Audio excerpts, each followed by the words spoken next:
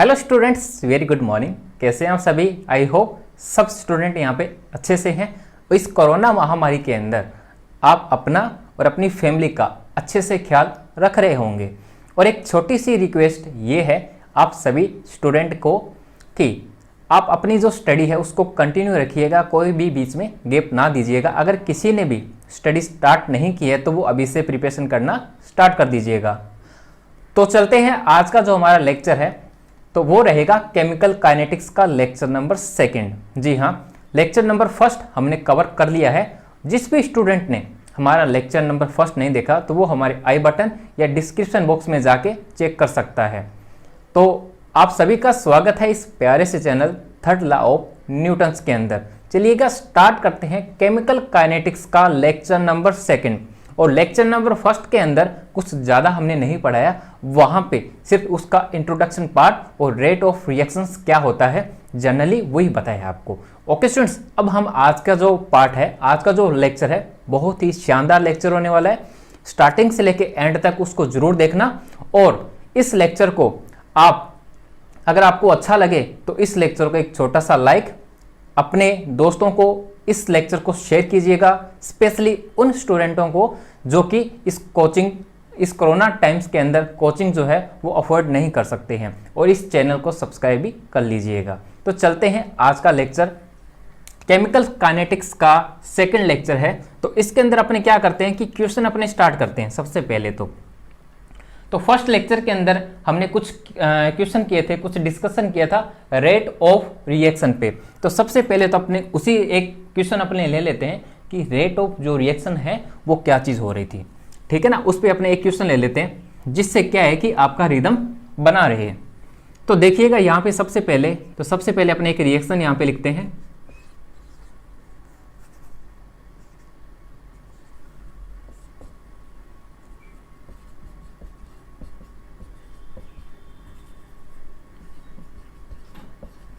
ये लीजिएगा स्टूडेंट्स, ये हमारे पास में एक रिएक्शन है।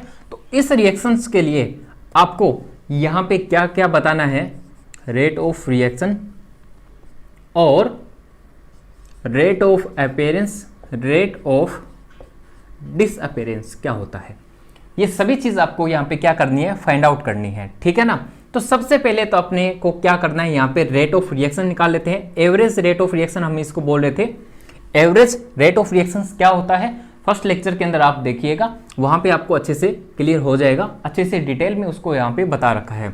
फिर भी अपने क्या करते हैं, उसी पार्ट को हमने फिर से यहाँ पे लिया है ताकि क्या है कि रिदम बना रहे हमारा। चलिएगा स्टार्ट करते हैं। सबसे पहले एवरेज रेट ऑफ रिएक्शंस कैसे निकालते हैं।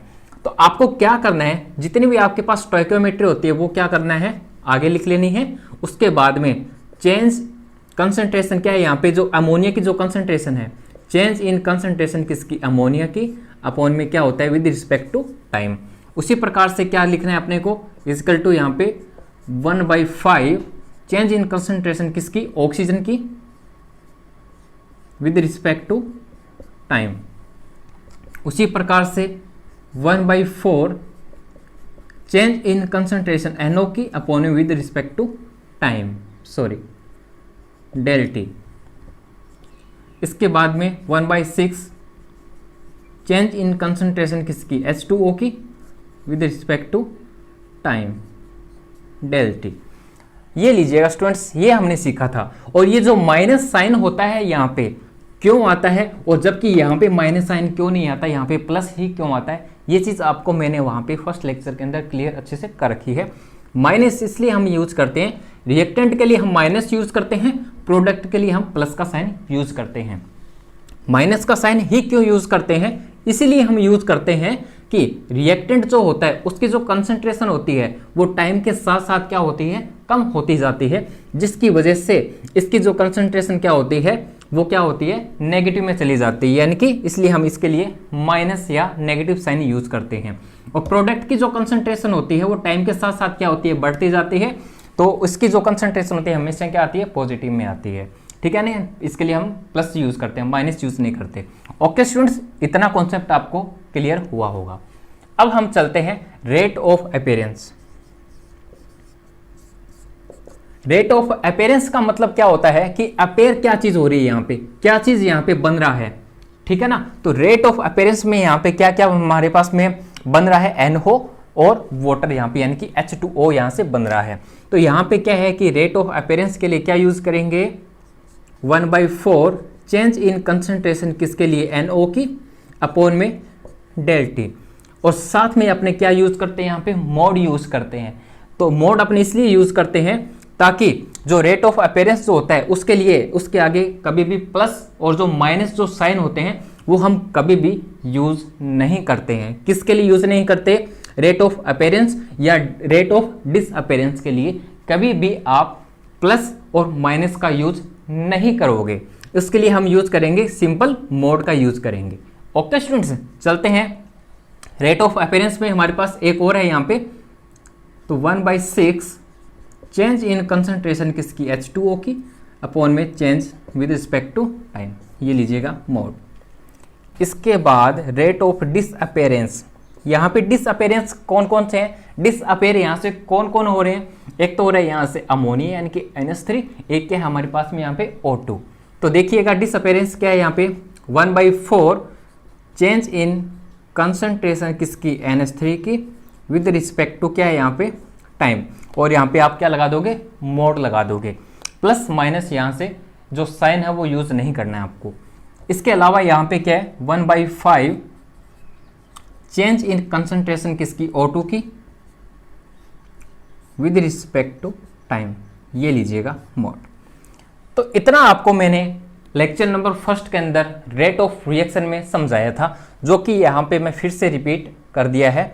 तो यहाँ पे आपको कुछ भी नहीं करना, आपको एवरेज रेट ऑफ रिएक्शन लिखनी आनी चाहिए, पहली बात।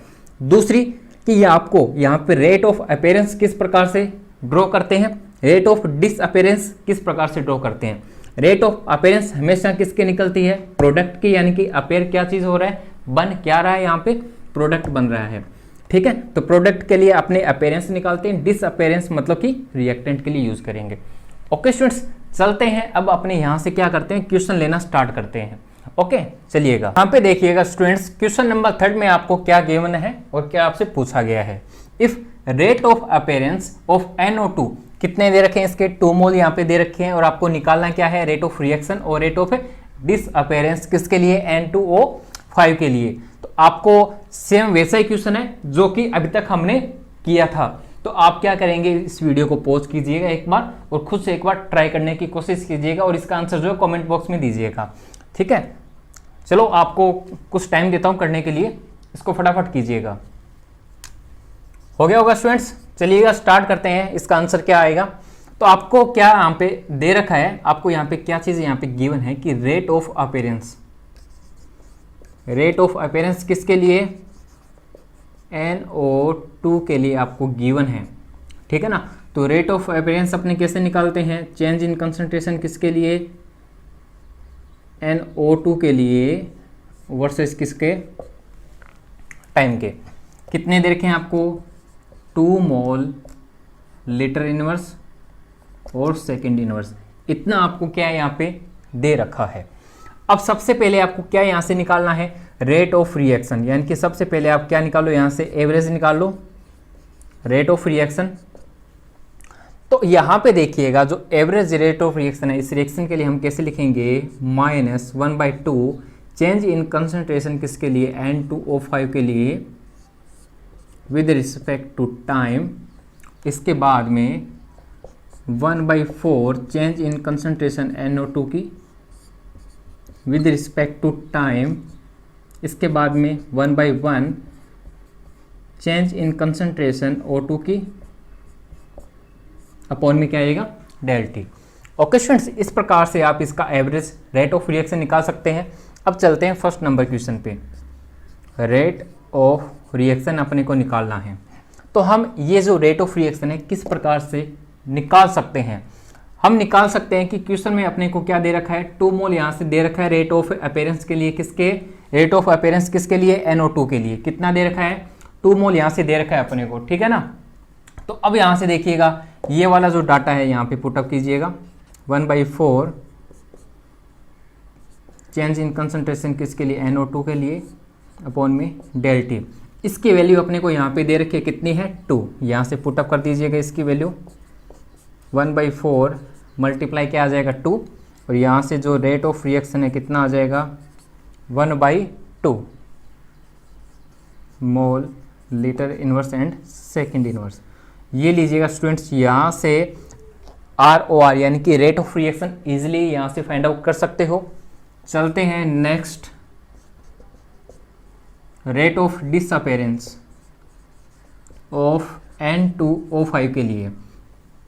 तो सबसे पहले रेट ऑफ रिएक्शन, इसके लिए डिसअपेरेंस क्या हो जाएगा -1/2 चेंज इन कंसंट्रेशन किसके लिए N2O5 अपॉन में डेल टी। हमें इसकी वैल्यू पता है कितनी है 1/2 इक्वल टू कितना आ जाएगा -1/2 डेल N2O5 अपॉन में डेल टी।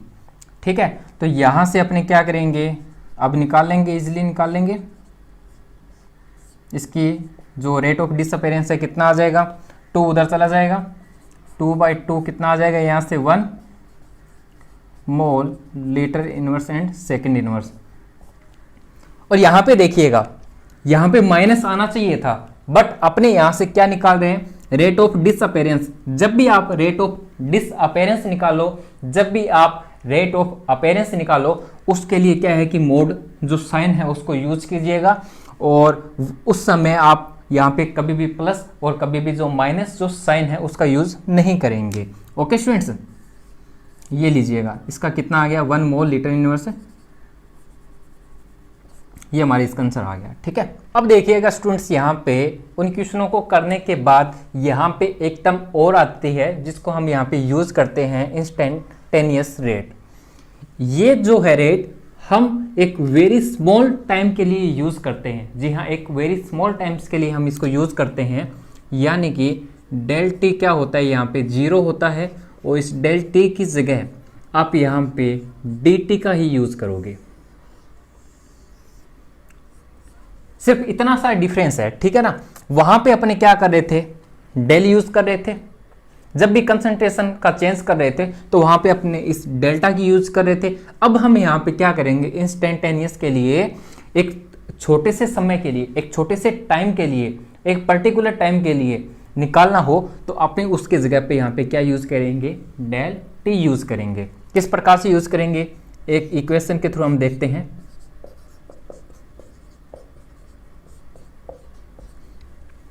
अगर आपसे ये बोल दिया जाए कि इस रिएक्शंस के लिए एक छोटे से समय के लिए आपको यहाँ पे क्या निकालना है, इंस्टेंटेनियस रेट निकालना है, तो किस प्रकार से आप निकाल सकते हैं वो देखिएगा।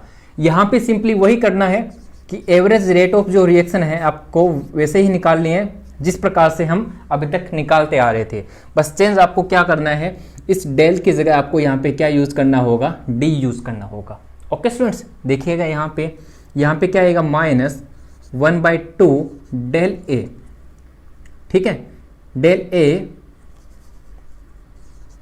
डेल की जगह यहाँ पे डी लिखेंगे, ए की कंसंट्रेशन अपॉन में क्या हो जाएगा डी टी, इजिकल टू यहाँ पे क्या होएगा -1/3 बी की कंसंट्रेशन अपॉन में क्या हो जाएगा डी टी, इजिकल टू यहाँ पे क्या हो जाएगा 1/4 सी की कंसंट्रेशन अपॉन में डी टी।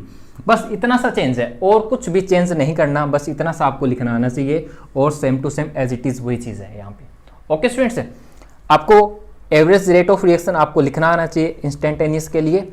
ओके, अब हम क्या करते हैं, इसके लिए ग्राफ प्लॉट करते हैं सबसे पहले, तो उसको समझिएगा। Graphical representation. तो ग्राफिकल रिप्रेजेंटेशन के अंदर यहां से थोड़ा रफ कर देता हूं पहले मैं।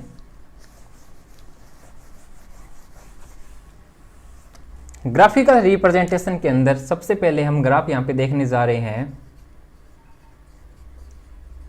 रिएक्टेंट का वर्सेस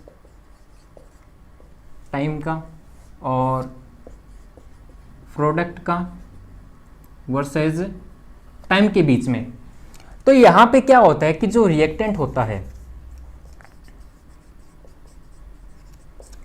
यहाँ पे क्या होता है कि जो स्टार्टिंग में जो रिएक्टेंट होता है वो टाइम के साथ साथ क्या होता है, घटता जाता है। क्या होता है, डिक्रीज होता जाता है, कुछ इस प्रकार से लीनियरली क्या होता है कि घटता जाता है। और प्रोडक्ट क्या होता है, टाइम के साथ साथ क्या होता है कि ये बढ़ता जाता है इस प्रकार से। और एक ऐसा टाइम आता है जब ये क्या हो जाता है, कांस्टेंट हो जाता है। क्या हो जाता है, कांस्टेंट हो जाता है। कोई भी जो रिएक्शन हो जब स्टार्ट होती है तो वो कभी भी 100% कंप्लीट नहीं होती है। कोई भी रिएक्शन जो स्टार्ट अगर होती है तो वो कभी भी क्या है कि 100% कंप्लीट नहीं होती है। तो एक पॉइंट ऐसा आता है जब ये क्या होता है कि कांस्टेंट हो जाता है और अपने को इक्विलिब्रियम पॉइंट मिलता है। ओके स्टूडेंट्स, तो ये चीज़ आपको आनी चाहिए कि रिएक्टेंट के साथ साथ क्या होता है कि जो अपना ग्राफ है वो क्या होता है, अपने डिक्रीज होता जाता है। यानी कि रिएक्टेंट वर्सेस टाइम के बीच में जो इसका ग्राफ प्लॉट है वो क्या होता है, डिक्रीज होता जाता है और प्रोडक्ट के साथ में क्या होता है, बढ़ता जाता है। ओके स्टूडेंट्स, अब यहाँ पे देखिएगा जो टर्म हमने यहाँ पे यूज की है ये डी, इसका मतलब क्या होता है वो समझिएगा। यहाँ पे सबसे पहले तो इसी ग्राफ के अंदर इसी को समझते हैं अपने। अब यहाँ पे देखिएगा ये जो डी ए यानी कि जो ए की जो कंसंट्रेशन वर्सेस क्या है डी टी है, इनके बीच में ग्राफ प्लॉट करके देखते हैं कि क्या बनता है। सपोज कि इनका मतलब क्या होता है, इनका मतलब समझते हैं। डी बाई डी टी का मतलब क्या होता है, यहाँ पे डी बाई डी टी का मतलब साफ साफ से तौर पे यही है, आपको बोल दिया जाए कि आपको डी बाई डी टी क्या होता है कि आपको स्लोप के बारे में ये बताता है। ठीक है ना, जब आप कभी भी क्या होता है कि ग्राफ प्लॉट करते हो तो आपने देखा होगा कि इस ग्राफ के लिए ये स्लोप आता है, इस ग्राफ के लिए ये स्लोप आता है। तो सिंपली क्या होता है कि डी बाई डी टी अपने एक स्लोप को रिप्रेजेंट करने के लिए हम इसको यूज करते हैं डी बाई डी टी। ठीक है ना, तो यहाँ पे देखिएगा सबसे पहले हम यहाँ पे एक ग्राफ प्लॉट कर रहे हैं। इस अपने डी ए अपॉन में क्या होता है डी टी, यानी कि ए की जो कंसंट्रेशन है वर्सेस टाइम, इन दोनों के बीच में ग्राफ प्लॉट करके देखते हैं। तो स्टार्टिंग में क्या होता है कि जो ए की जो कंसंट्रेशन है, ए की जो कंसंट्रेशन है रिएक्टेंट है ये, ए की जो कंसंट्रेशन है वो क्या होती है टाइम के साथ साथ क्या होती है कि घटती जाती है, कुछ इस प्रकार से घटती हुई जाती है।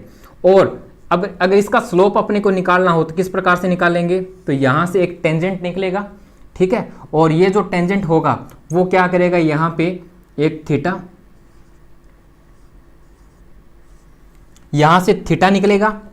ये थीटा क्या होता है, थीटा हमेशा क्या होता है कि बाहर से निकलता है, कभी भी अंदर से नहीं निकलता, हमेशा पॉजिटिव होता है, ये हमेशा बाहरी से निकलता है। जो भी टेंजेंट निकलती है तो 180 डिग्री का होता है ये टेंजेंट जो होता है, जहाँ से ये कटता है तो ये 180 डिग्री का होता है पूरा का पूरा।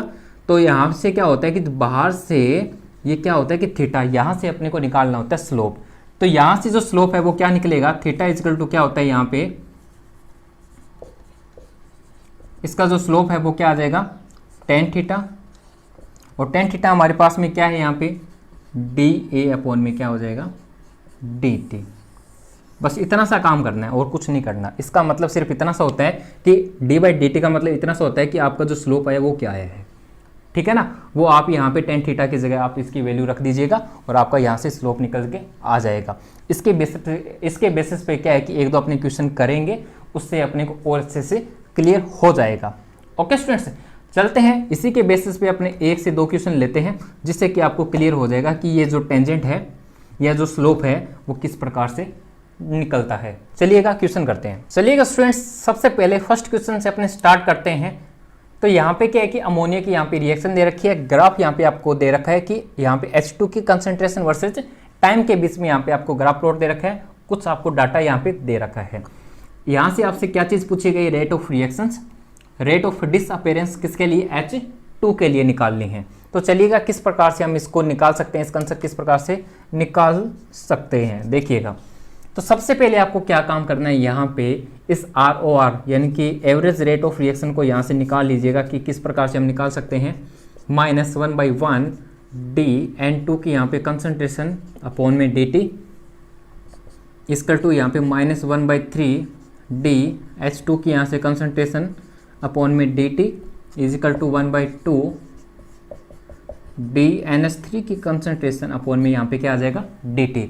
यहाँ से अपने से पूछा क्या है, रेट ऑफ रिएक्शन पूछा है। ये जो रेट ऑफ रिएक्शन है कैसे हम निकाल सकते हैं, तो यहाँ पे देखिएगा हमारे यहाँ पे क्या है कि H2O यानी कि H2 की जो कंसंट्रेशन वर्सेस यहाँ पे क्या है कि टाइम के बीच में जो ग्राफ दे रखा है, इनकी वैल्यू अगर मैं यहाँ पे पुटअप कर दूँ तो क्या मैं यहाँ से रेट ऑफ रिएक्शन इजीली निकाल सकता हूँ? यस। तो किस प्रकार से देखिएगा, यहाँ पे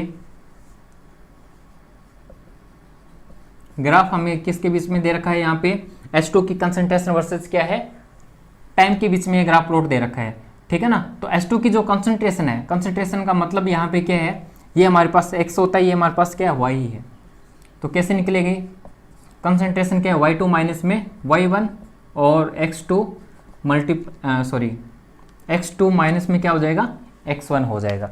तो यहाँ से निकाल लीजिएगा, अभी हमारे पास में क्या आता है डाटा, इसकी जो कंसंट्रेशन है, इसकी जो वैल्यू है वो क्या आती है हमारे पास में, रेट ऑफ डिसअपेयर के लिए y2 क्या है हमारे पास में 6 माइनस 10 इजिकल टू यहाँ पे क्या होएगा 4 माइनस 2, कितना आ जाएगा हमारे पास यहाँ पे 4 माइनस के 4 डिवाइड कितना आ जाएगा 2 आ जाएगा, ठीक है ना। तो कितना आ गया इसका -2 mole litre inverse and second inverse. ये लीजिएगा, आपके पास क्या है कि जो हाइड्रोजन की जो कंसंट्रेशन है वो कितना डिसअपेयर हो रहा है, इस रेट से डिसअपेयर हो रहा है, यानी कि -2 मोल पर सेकेंड और पर सेकेंड की रफ्तार से या रेट से क्या हो रहा है, डिसअपेयर हो रहा है। क्या अब हम निकाल सकते हैं, क्या अब हम यहाँ से रेट ऑफ रिएक्शन इसलिए निकाल सकते हैं ना। अब तो क्या करना है कि इसकी जगह पे ये वैल्यू अपने को पुटअप करनी है। रेट ऑफ रिएक्शन कुछ नहीं किया, सिर्फ इस ग्राफ की मदद से अपने वहाँ पे वैल्यू निकाली है और वो वैल्यू हम यहाँ पे पुटअप कर देंगे। तो देखिएगा रेट ऑफ रिएक्शन क्या होएगा, -1/3 dH2 यानी कि H2 की यहाँ पे कंसंट्रेशन अपॉन में क्या हो जाएगा dt। Rate of reaction equal to क्या हो जाएगा -1/3 मल्टीप्लाई कितना आ जाएगा -2, ठीक है। तो माइनस माइनस यहाँ से कैंसिल आउट हो जाएगा, तो रेट ऑफ रिएक्शन कितना आ जाएगा यहाँ से 2/3 mole litre inverse and second inverse. इस प्रकार से आप यहाँ से rate of reaction easily find out कर सकते हो। सेकंड देखिएगा, यहाँ पे रेट ऑफ डिसअपेरेंस किसके लिए, यहाँ पे H2 के लिए यहाँ से निकालना है। तो क्या करना है आपको, simply rate of reaction equal to किसके लिए निकालना है आपको, H2 के लिए डिसअपेरेंस निकालना है आपको, -1/3 d, सबसे पहले इसे लिख लीजिएगा, ओके। अब देखिएगा हमारे पास में रेट ऑफ रिएक्शन की वैल्यू हमारे पास में कितनी दे रखी है, 2/3 दे रखी है और -1/3। अब मैं अगर इसको यहाँ से लेके जाऊँगा d, इतना करने की जरूरत ही नहीं पड़ती वैसे तो, ये लीजिएगा इसको यहाँ पे लेके जाइएगा और ये यहाँ पे आ जाएगा कितना 2 × 3/3 कितना आ जाएगा -2 आ जाएगा। लेकिन अपने क्या यहाँ से निकाल रहे हैं, डिसअपेयर निकाल रहे हैं, तो इसके लिए हम मोड यूज़ करेंगे और प्लस माइनस यहाँ से साइन का यूज नहीं करेंगे। Mole litre inverse second inverse, ये लीजिएगा, ये यहाँ से क्या निकल गया आपके पास में रेट ऑफ डिसअपेरेंस, किसके लिए, इस H2 के लिए। इसलिए निकाल सकते हो, कोई भी प्रॉब्लम आपको क्रिएट नहीं होगी।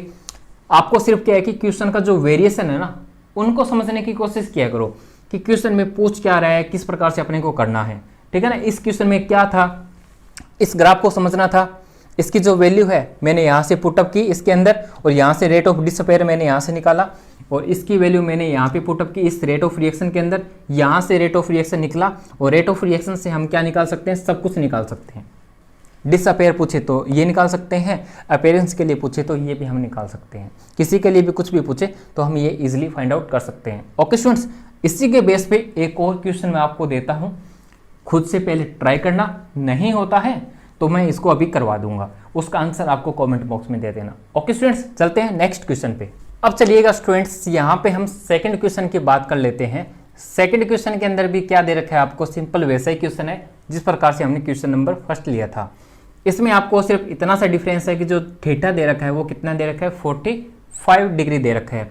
आपको यहाँ पे सिर्फ इतना सा समझना होता है, जब भी आपको स्लोप निकालना होता है, जब भी आपको एक स्ट्रेट लाइन का क्या है कि स्लोप निकालना होता है, तो आपको ये थीटा ना लेके आपको बाहरी जो थीटा होता है वो अपने लेते हैं।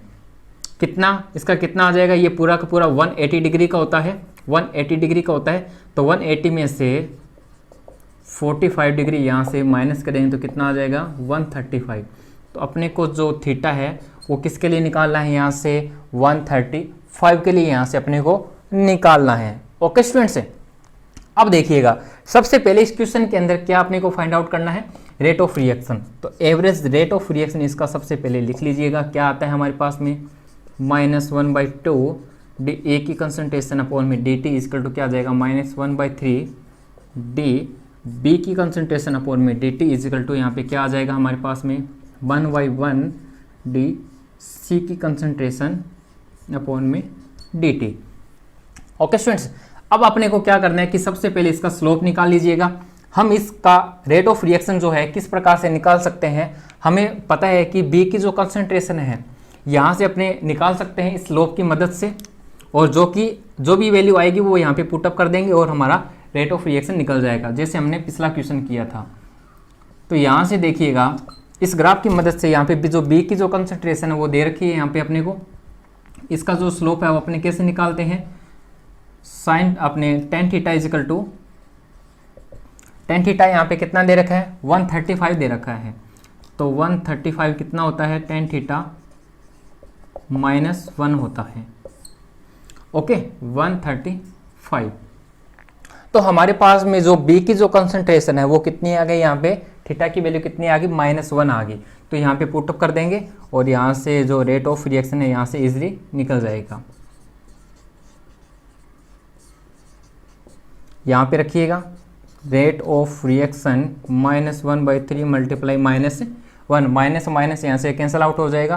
तो कितना आ गया यहाँ से 1/3 रेट ऑफ जो रिएक्शन है 1/3 mole litre inverse and second inverse, ये लीजिएगा। यहाँ से इजीली आप यहाँ से रेट ऑफ रिएक्शन निकाल सकते हैं। सेकंड पे चलते हैं क्वेश्चन पे। सेकंड क्वेश्चन में यहाँ से क्या पूछ रखा है, रेट ऑफ अपीयरेंस पूछा है, किसके लिए, सी के लिए निकालना है। ठीक है, तो यहाँ से देखिएगा रेट ऑफ रिएक्शन क्या है हमारे पास में, सी के लिए क्या होगा डी सी अपॉन में क्या हो जाएगा डी टी। कितना है हमारे पास में रेट ऑफ रिएक्शन कितना आया था 1/3। तो ये सेम ही आ जाएगा हमारे पास में, सेम ही आ जाएगा क्योंकि यहाँ पे क्या है 1/1 है, यहाँ पे क्या 1/1 है। इसकी स्टोइकियोमेट्री कितनी थी 1 थी, इसकी स्टोइकियोमेट्री कितनी है 1 है। तो यहाँ से तो ये सेम ही आ जाएगा आंसर इसका भी, दोनों की क्या सेम है। यहाँ पे डी सी अपॉन में क्या हो जाएगा डी टी इजकल टू कितना आ जाएगा यहाँ से, जितना हमारा रेट ऑफ रिएक्शन है 1/3 mole litre inverse and second inverse, ये लीजिएगा। इस प्रकार से आपको जो क्वेश्चन है वो करने हैं, ठीक है ना स्टूडेंट्स। यहाँ पे क्या है कि जितने भी क्वेश्चन थे रेट ऑफ रिएक्शन से पूछे जाने वाले एग्जाम में आने वाले, वो सारे के सारे हमने यहाँ पे कवर कर लिए हैं। न्यूमेरिकल्स को उठाओ, आप उनको प्रैक्टिस करो। नहीं आता क्वेश्चन तो कमेंट बॉक्स में बताइएगा।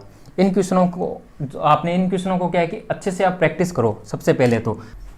इसके बाद में क्या है कि जो हमारा सेकंड जो लेक्चर रहेगा वो रहेगा यहाँ पे factors which effect of rate of reaction पे, ठीक है ना। Factors which effect of rate of reaction, यानी कि क्या क्या यहाँ पे जो फैक्टर अपने को देखने को मिलते हैं रेट ऑफ रिएक्शंस के, उसके ऊपर हम वीडियो बनाएंगे। लेक्चर नंबर 3 आएगा उसका, उसको आप सभी को देखना है, ठीक है। तब तक क्या है कि आप इनके न्यूमेरिकल्स पार्ट जो भी हैं, जितने भी क्वेश्चन आपको बुक्स में से कहीं से भी अगर मिले तो उनको सोल्व कीजिएगा। नहीं आता तो आप कमेंट बॉक्स में डालिएगा, अपने उनको सोल्व करेंगे। ओके स्टूडेंट्स, आई होप आज का वीडियो आपको अच्छा लगा। अगर आपको अच्छा लगा तो इस वीडियो को लाइक कीजिएगा, अपने दोस्तों के साथ शेयर कीजिएगा और इस चैनल को सब्सक्राइब कीजिएगा। तब तक के लिए पढ़ते रहिएगा। जय हिंद।